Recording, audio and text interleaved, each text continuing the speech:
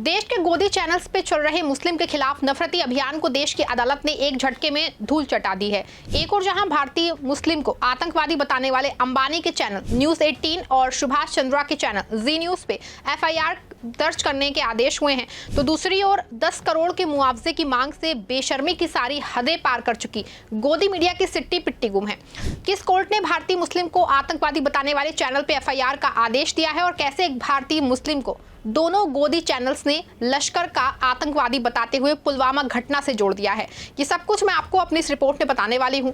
साथ ही इस पर भी चर्चा करेंगे कि कैसे दोनों गोदी चैनल्स की हेकड़ी निकाल दी है। नमस्कार, आप देखना शुरू कर चुके हैं 4 PM और मैं हूं आपके साथ सिमरत। दोस्तों, बात शुरू करें इससे पहले क्रोनोलॉजी समझ लेते हैं। ये कहानी शुरू होती है जम्मू कश्मीर के पुंछ से।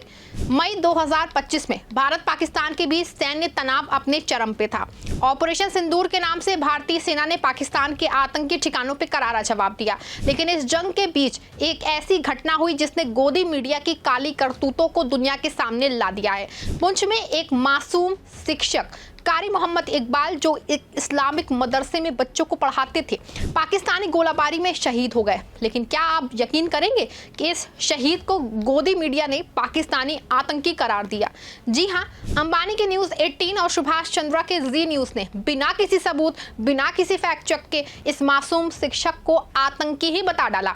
सोचिए जरा, एक इंसान जो अपनी जिंदगी बच्चों को पढ़ाने में बिता रहा था, उसका परिवार उसकी शहादत पे आंसुओं में डूबा था, उसे ये नफरती चैनल्स आतंकी बता रहे थे। ये कोई छोटी मोटी गलती नहीं थी, ये था गोदी मीडिया का वो नंगा नाच जिसमें वो टीआरपी के लिए किसी की इज्जत, किसी की शहादत को भी बेच देते हैं। न्यूज 18 और जी न्यूज ने ना सिर्फ कारी मोहम्मद इकबाल को बदनाम किया, बल्कि पूरे मुस्लिम समुदाय को निशाना बनाया।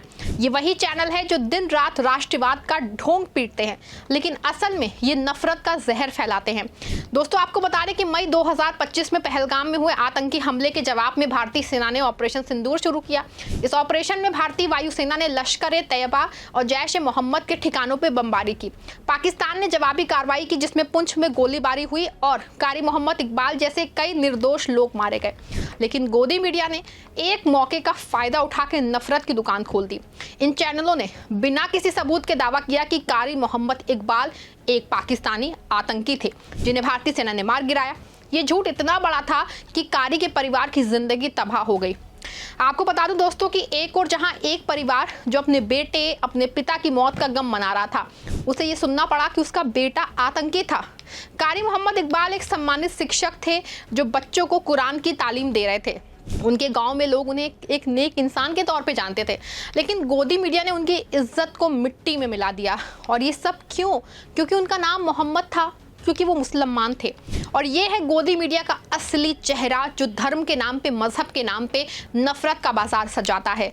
लेकिन दोस्तों, किसी ने सच कहा है कि जहां अंधेरा होता है वहां रोशनी भी आती है। हर काली रात के बाद एक बहुत उजाले वाली सुबह भी होती है। इस बार वो रोशनी बने फैक्टर चेक मोहम्मद जुबैर। जी हाँ, मोहम्मद जुबैर ने उसी गोदी मीडिया के इस झूठ का पर्दाफाश किया, जिन्होंने कारी मोहम्मद इकबाल के परिवार से बात की, उनके गांव वालों से मिले और सच को दुनिया के सामने लाए। जुबैर ने बताया कि कारी मोहम्मद इकबाल कोई आतंकी नहीं, बल्कि एक मासूम सा शिक्षक था जो पाकिस्तानी गोलाबारी में शहीद हुए। जुबैर के इस फैक्ट चेक ने सोशल मीडिया पे तहलका मचा दिया। लोग गुस्से में थे और गोदी मीडिया की पोल खुल गई। मोहम्मद जुबैर ने ना सिर्फ कारी की सच्चाई सामने लाई, बल्कि ये भी दिखाया कि गोदी मीडिया किस तरह से झूठ की फैक्ट्री चला रही है। उनके इस काम ने पुंछ की जनता को हिम्मत दी। कारी के परिवार ने हार नहीं मानी और कोर्ट का दरवाजा खटखटाया, और फिर आया वो ऐतिहासिक फैसला जिसने गोदी मीडिया को नंगा कर दिया।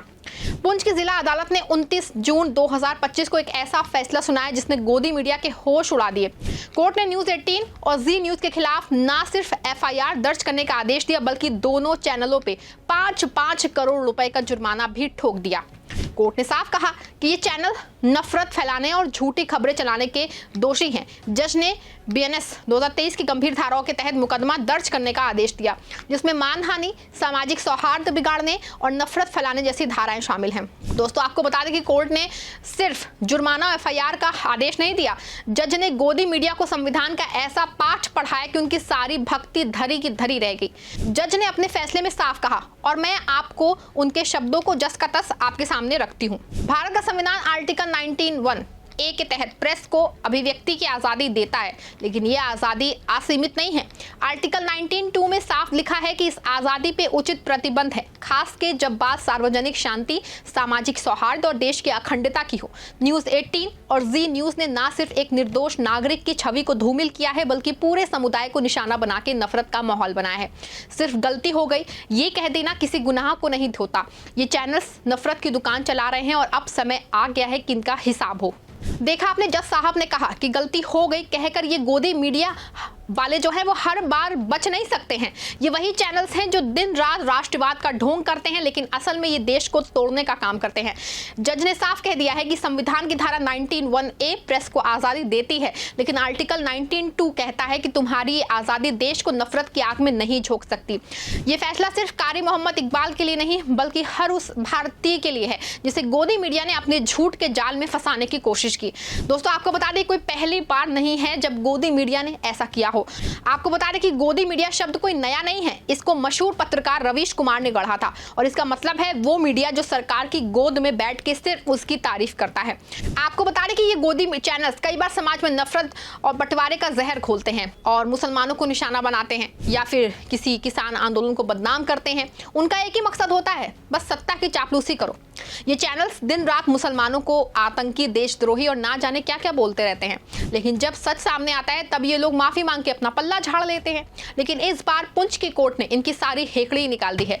5-5 करोड़ का जुर्माना लगा दिया है और ये साफ संदेश दिया है कि अब नफरत की दुकान नहीं चलेगी। और दोस्तों, ये सिर्फ शुरुआत है। अगर हर कोर्ट ऐसा सख्त रुख अपनाए तो इन गोदी चैनलों की दुकान बंद हो जाएगी। आप जरा समझते हैं कि आखिर ये आर्टिकल 19(1) और 19(2) है क्या। संविधान का आर्टिकल 19(1) कहता है कि हर नागरिक को अभिव्यक्ति की आज़ादी है, जिसमें प्रेस भी शामिल है, यानी कि न्यूज़ चैनल्स को सच बोलने, खबरें दिखाने की आज़ादी है। लेकिन आर्टिकल 19(2) साफ कहता है कि ये आज़ादी तभी तक है जब तक ये देश की सुरक्षा, सार्वजनिक शांति और सामाजिक सौहार्द को नुकसान ना पहुंचाए। न्यूज़ 18 और जी न्यूज़ ने इस आज़ादी का दुरुपयोग किया। उन्होंने ना सिर्फ एक निर्दोष इंसान को बदनाम किया, बल्कि पूरे मुस्लिम समुदाय को निशाना बना के देश में नफरत का माहौल बनाया और इसीलिए कोर्ट ने इसे सबक सिखाया। आपको बता दें कि ये फैसला सिर्फ कारी मोहम्मद इकबाल के लिए नहीं, बल्कि हर उस इंसान के लिए है जिसे गोदी मीडिया ने निशाना बनाया है। ये फैसला हर उस पत्रकार के लिए है जो सच के लिए लड़ता है, और सबसे बड़ी बात, ये फैसला हर उस भारतीय के लिए है जो देश में अमन और भाईचारा चाहता है। गोदी मीडिया को अब समझ लेना चाहिए कि नफरत का ये खेल ज्यादा नहीं चल पाएगा, लेकिन अब बड़ा सवाल है कि गोदी मीडिया का क्या होगा। क्या ये चैनल्स अब भी नफरत फैलाते रहेंगे या फिर ये कोर्ट का ये फैसला उनके लिए एक सबक बनेगा। मेरे ख्याल से ये फैसला एक शुरुआत है। अगर हम सब और आप और मैं गोदी मीडिया के खिलाफ आवाज़ उठाते रहेंगे और हर इस समाज में अगर फैक्ट चेकर्स मोहम्मद जुबैर जैसे लोग होंगे तो इन चैनलों की दुकान बंद हो जाएगी। वैसे भी दोस्तों, सच कभी हारता नहीं है और यहाँ सच ही जीता है, इसीलिए हम सच के साथ हैं और आपसे भी प्रार्थना है कि सच के साथ ही रहिए और नफरत को दूर भगाइएगा और हर उस नफरती लोगों के खिलाफ आवाज़ उठाइएगा जो हमारे समाज को बांटने के, देश की एकता और अखंडता को बांटने का काम कर रहे हैं। धन्यवाद।